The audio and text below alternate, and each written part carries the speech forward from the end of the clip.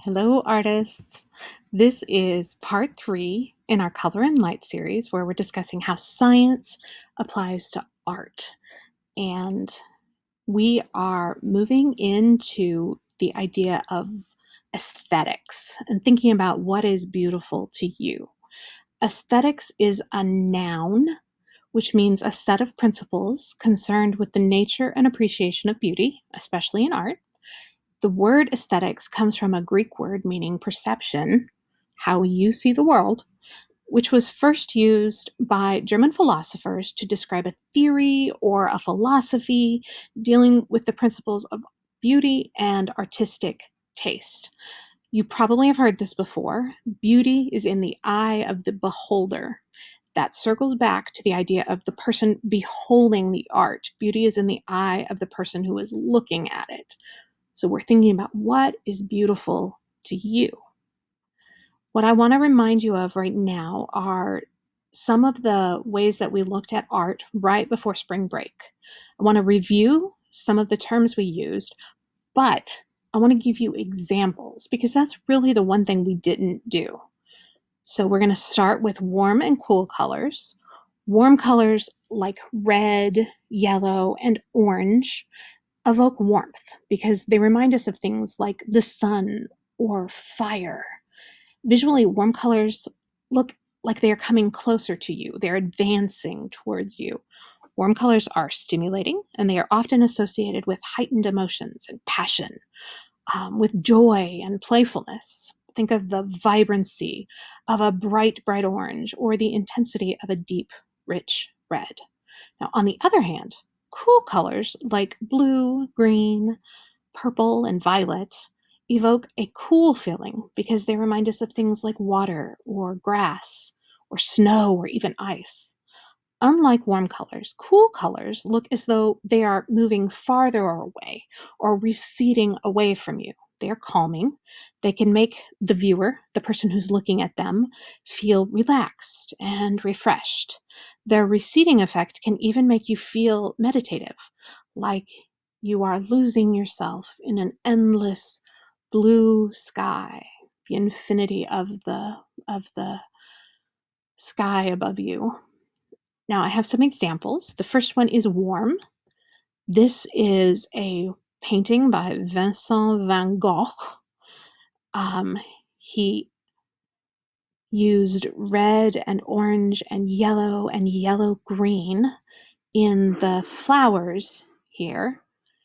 Kind of makes it look like the sunflowers are coming towards you, away from this cool colored backdrop, which I think he's actually used some purple and some lavender in here, kind of to make it look like it's receding.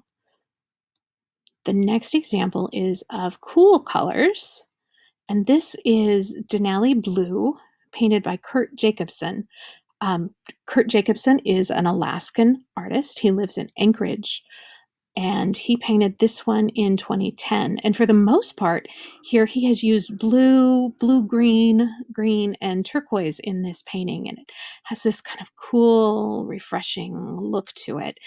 But you'll notice, just like Van Gogh, he has used the opposite. He has used some warm colors down in here, some yellows and oranges and some little bits of yellow up in here as well, which gives it a richer feeling than if you just did warm or just did cool colors. The next one I want to remind you of is monochromatic colors. Now, we didn't actually use that word, so it's probably not familiar to you. Monochromatic means one color. And the way we did talk about this was with tints and shades and tones. So a monochromatic color scheme is all of one color, like one red orange here.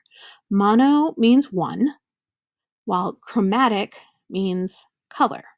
So a monochromatic painting will either be all in one color or primarily with one color. And it will use shades and tones and tints and hues of that color. An example of that is this painting by Pablo Picasso, where you mostly see blues and blue-gray in the painting. He painted this sometime between 1903 and 1904. We know that because we know quite a bit of his history. At the time, Picasso and his friend Carlos Casagemas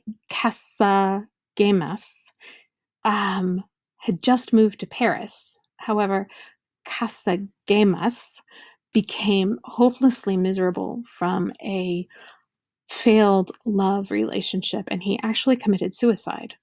And Picasso alone became very depressed and very sad, and this triggered what we look back on and call his blue period. He painted mostly paintings in blue at this time. This oil painting depicts an older musician, a gaunt, even skeletal musician with threadbare clothing who's kind of weakly hunched over his guitar.